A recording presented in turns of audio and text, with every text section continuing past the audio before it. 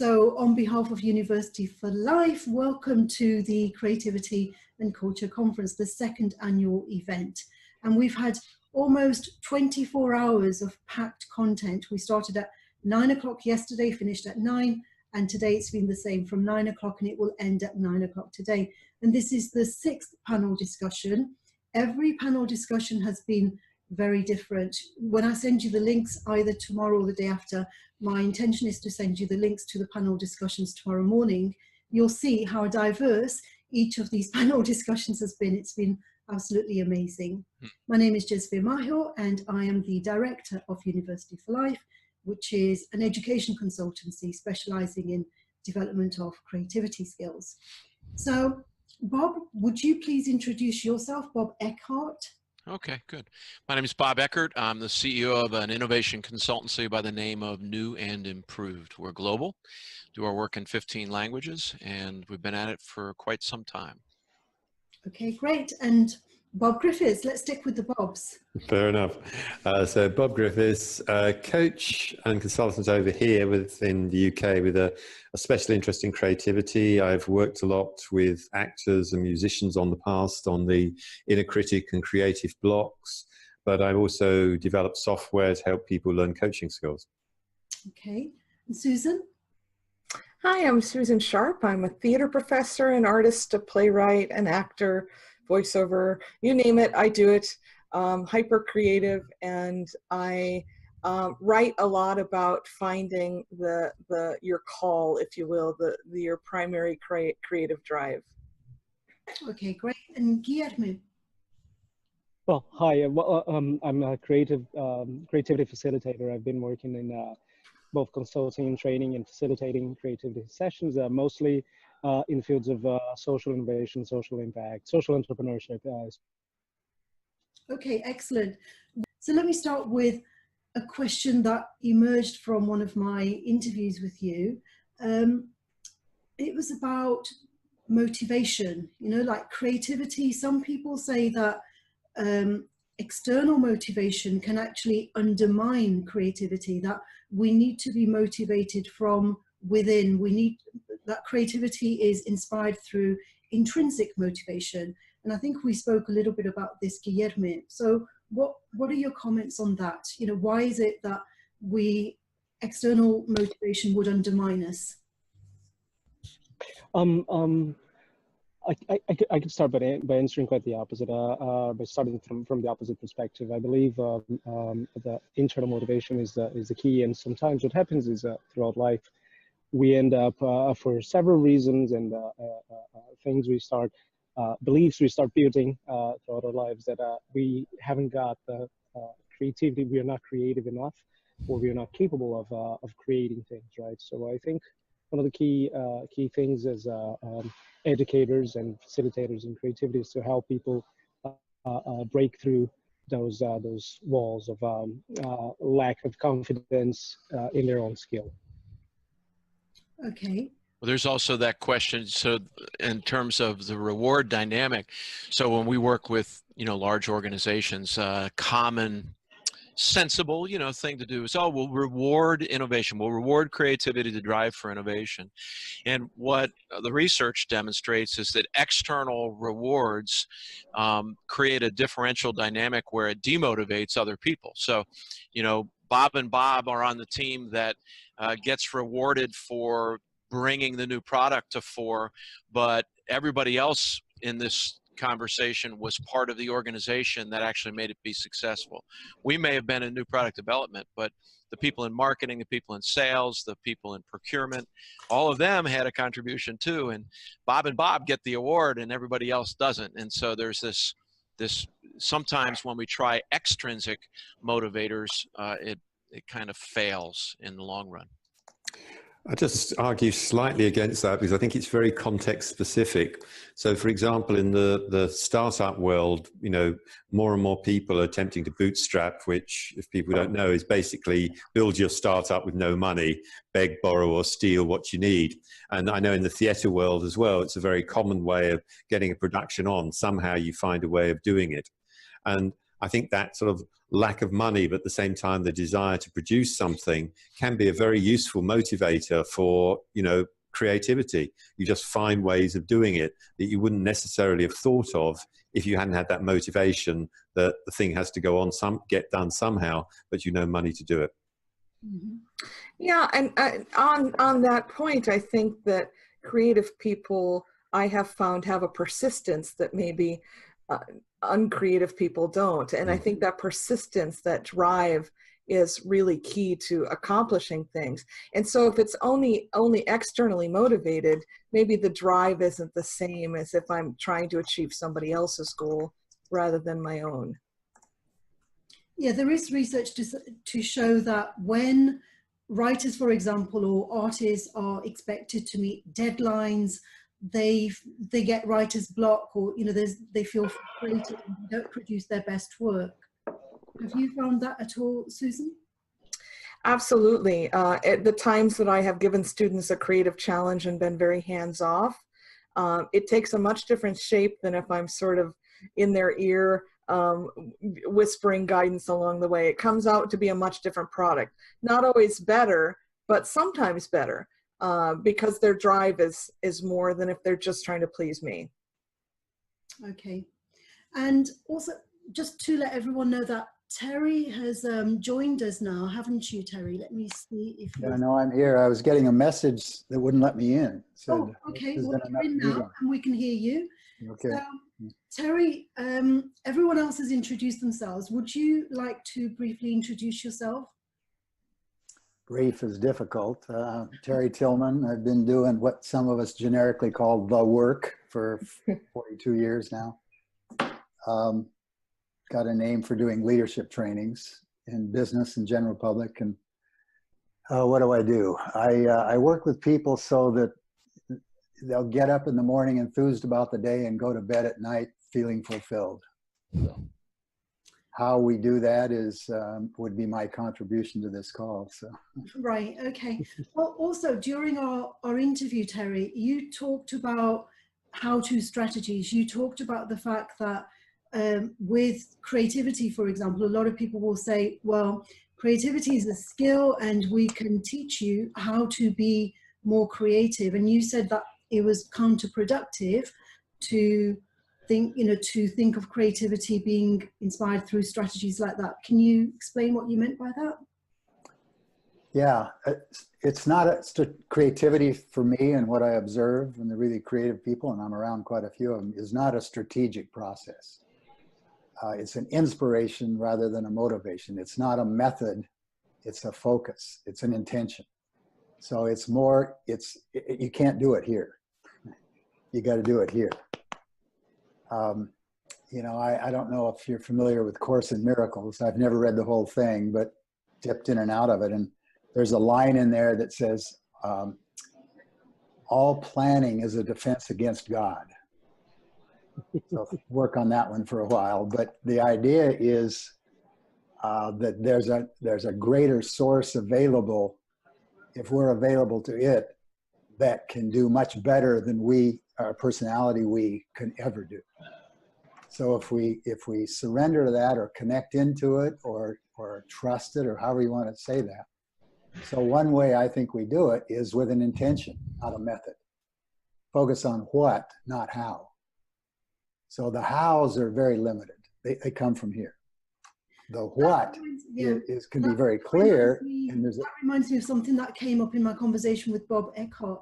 When you were talking about working with the young people, and you said that your intention was not to teach them how to be more creative, it was about empowerment, but other people who saw your programs, they realized that you were actually teaching the youngsters to be more creative, but that wasn't actually your intention. You were teaching them empowerment strategies, weren't you, Bob? I was, and it was, you know, an artifact. The creativity became a secondary benefit driven by their desire. So there was desire to cause change. But it is true, though, that once we learned some of the method, for instance, we were able to help people that had that desire be able to access more effectively the creative thinking that allowed them to reach the desire more rapidly, especially working in groups with others. And so there's this polarity here to manage around this, which is this dynamic between, yep, there has to be a motivation. Yes, a lot of things seem to happen in ways that are difficult to explain, but also, yes, if we learn to manage some of our let's call it deleterious thinking, the things that get in the way, the cognitive patterns that get in the way of our creativity, the cognitive biases that tell us that we're not able to be, et cetera, et cetera. And then especially working in groups, when you give them some skill sets to use in their interaction with each other, the sum of the parts becomes much greater because of the way that they're receiving information, the way they're massaging information together and creating something bigger than what one or all of them independently might create. There's a synergy between. And there's method for that. Good, peer-reviewed, scientifically validated strategies. You know, half my people have a master's in creativity and change leadership, and there's a good solid body of research there that takes something like a desire to be more connected, is taking the course for an example, and moving forward with how might I do that in an institutional organizational setting. I didn't mean to be saying eliminate method or technique. It's just most people learn the approach in reverse. Right, yeah. All exactly. these how-to books instead of clarity on, you know. Yeah.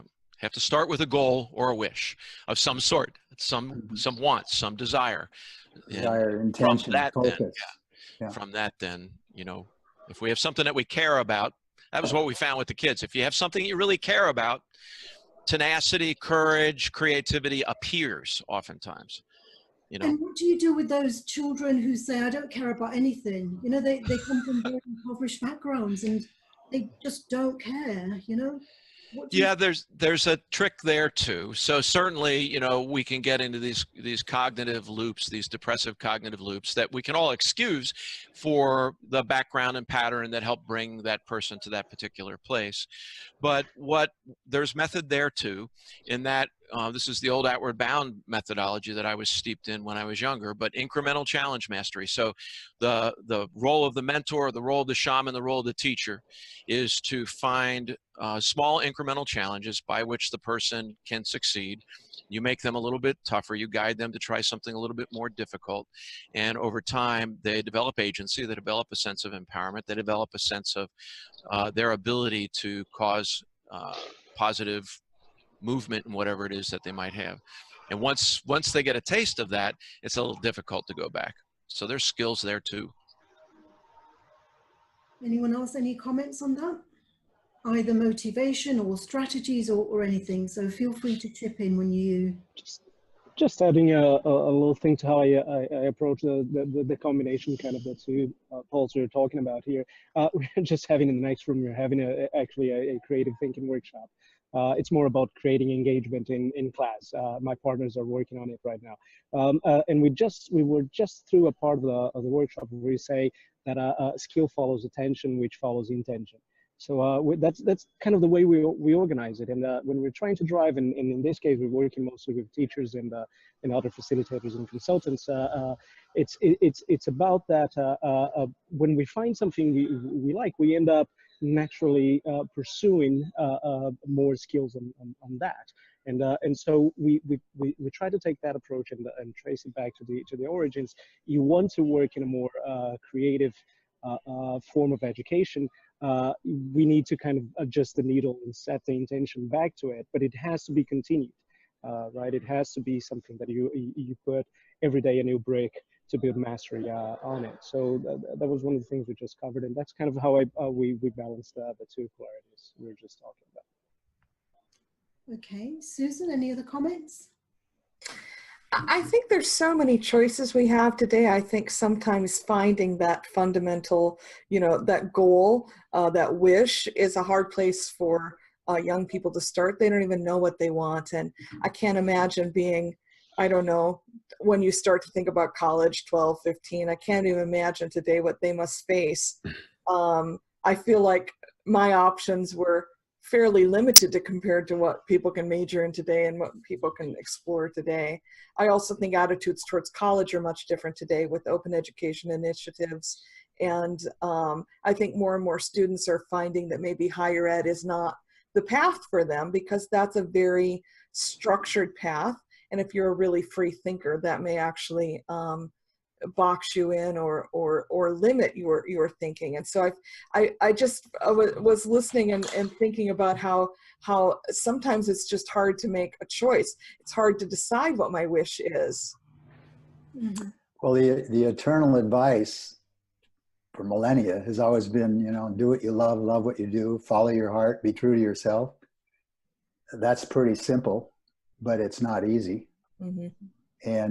But if you look, I have a 3-year-old son.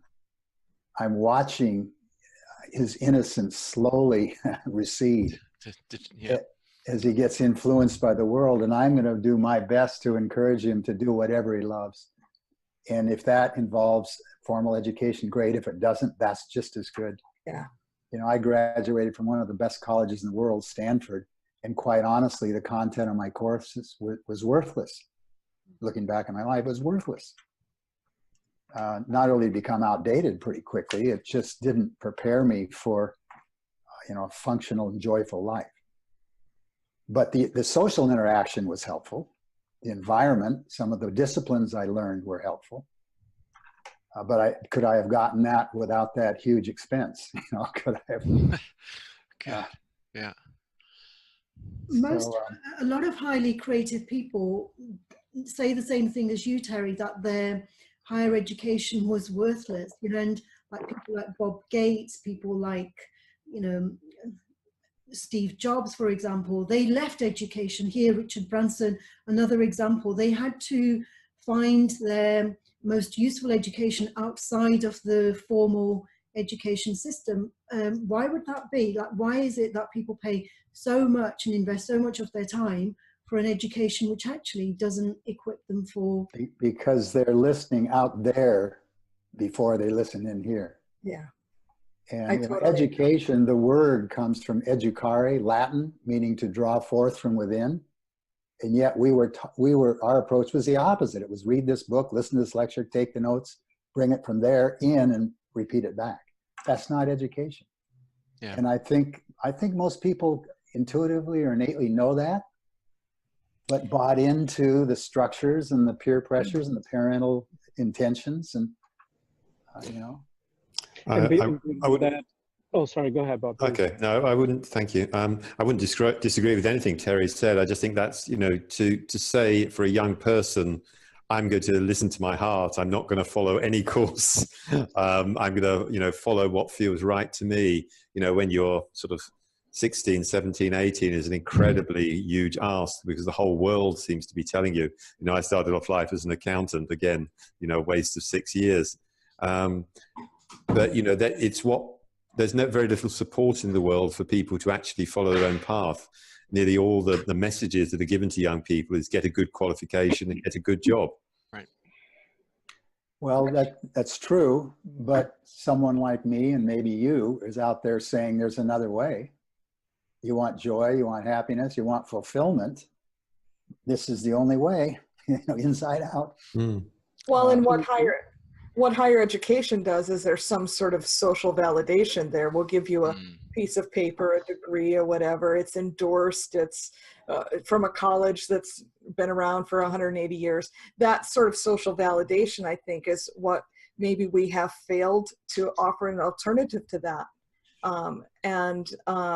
Hollywood isn't it, but there are other ways that we can socially validate, and maybe we haven't tapped into those yet. As a creative community, maybe we haven't launched onto what is our kind of social validation that's different from higher ed. Well, it's emerging, you know, like say Montessori schools or Waldorf schools, which are spreading, and I'm in Ojai, California. The education available here is amazing. I mean, I'm overwhelmed at the options. And some are public, some are private, but it's alternative. You know, Yep. they're redesigning the educational process, and with apparent success, some of them. It's interesting. We chose to homeschool our kids, some because with consulting practice, we could travel with them and do things. My daughter ended up wanting to go to public high school, so she did. It was a choice she made at that point. But through the early years, we got to do that. And in the homeschooling world, there's this thing called schooling at home, where you follow the school's curriculum. And then there's this thing called unschooling, where you follow the kid.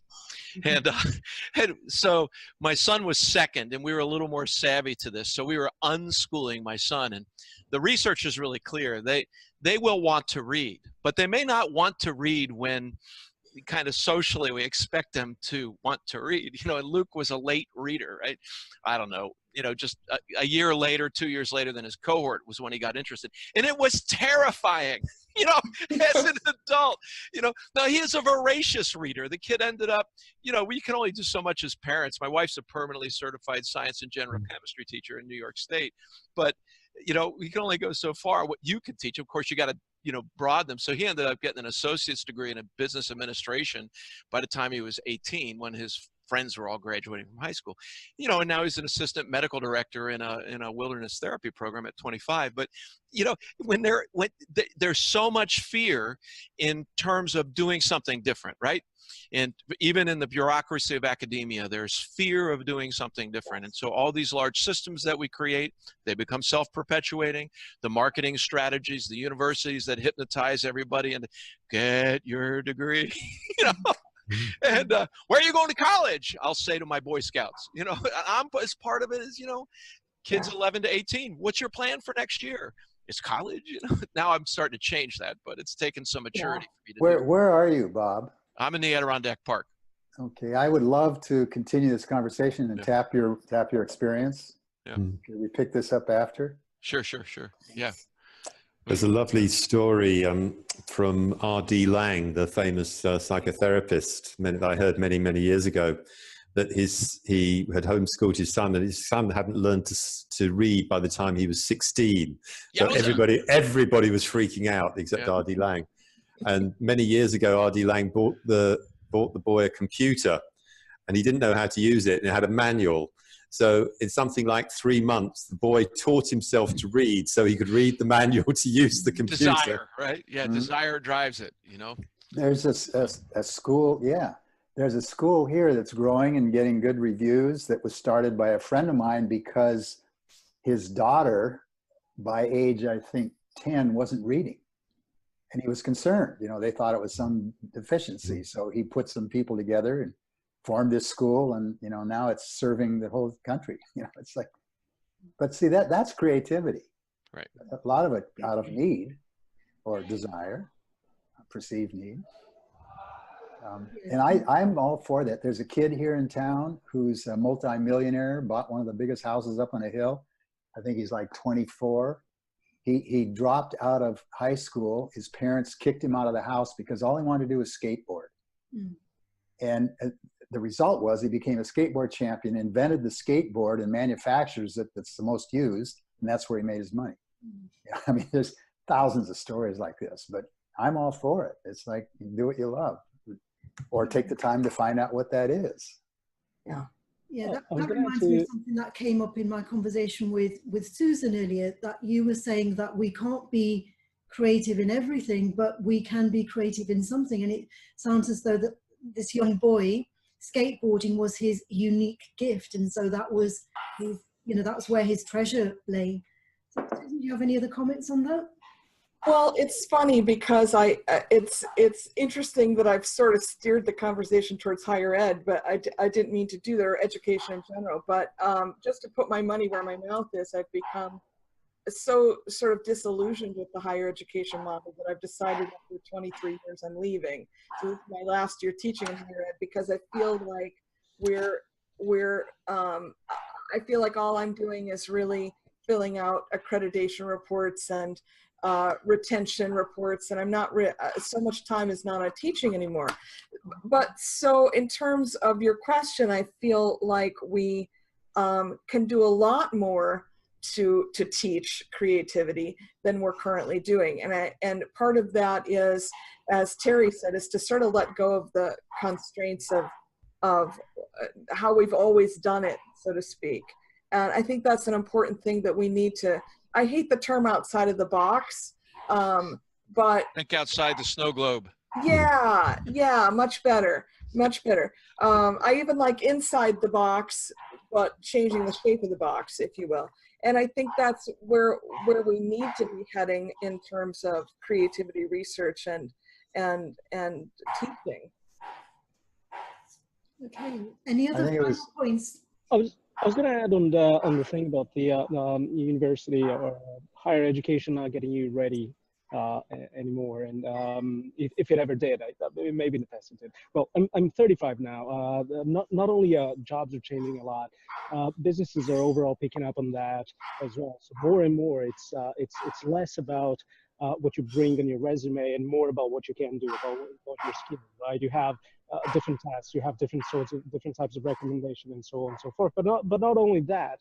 I think people my age, and especially people younger, are going to have several different careers in a way, right? I'm, as I said, I'm 35, and I'm on my third, slightly different. I've jumped from into different places in the past, and now being a creativity facilitator is only a thing that I've been doing for 4 or 5 years, 6 years maybe now. So I did other things in the past, and I think this is going to be a very relevant trend going forward. So imagine if you had to study 4 years every time, 4 or 5 years every time you wanted to shift careers. I think that would be an interesting thing.